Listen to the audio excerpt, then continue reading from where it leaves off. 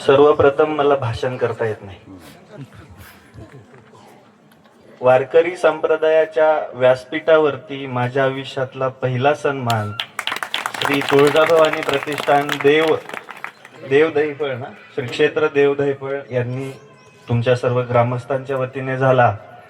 ही म्हणजे माझ्या कामाची पोचपावती आणि मला काम करण्यासाठीची अजून एक मोठी प्रेरणा.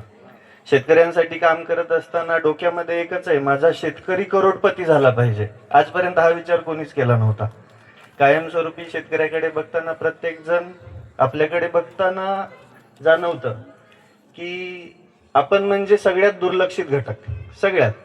पण यांच्यासाठी काम करत असताना जो संघर्ष होता, शेती करताना घरची परिस्थिती बघताना तो संघर्ष सत्यात उतरून लेकरांची, शेतकऱ्याच्या पोराची, शेतकऱ्यांची परिस्थिती बदलण्यासाठी जो वसा हातात घेतला होता तो एवढा मोठा होईल मी कधी स्वप्नात पण बघितलं नव्हतं.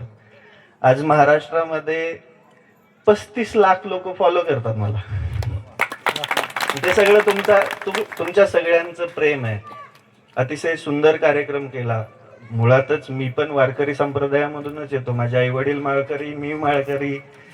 महिन्याची वारी पांडुरंगाच्या चरणी अर्पण असते आणि त्यांच्या कृपा आशीर्वादानेच मी हे काम करू शकतो याचा मला सगळ्यात जास्त अभिमान आहे.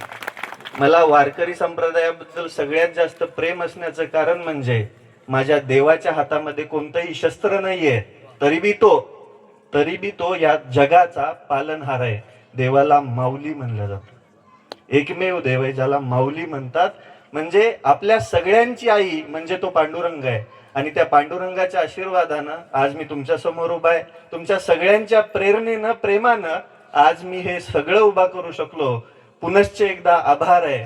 मी माझा हा जो सन्मान आहे माझ्यावर प्रेम करणाऱ्या त्या प्रत्येकाच्या चरणी अर्पित करतो, माझ्या आईवडिलांच्या चरणी अर्पित करतो. आणि परत एकदा श्री तुळजाई प्रतिष्ठान डांगे महाराजांचे, बाळासाहेब डांगे साहेबांचे अगदी मनापासून आभार व्यक्त करतो आणि थांबतो. परत एकदा पुनश्च आभार.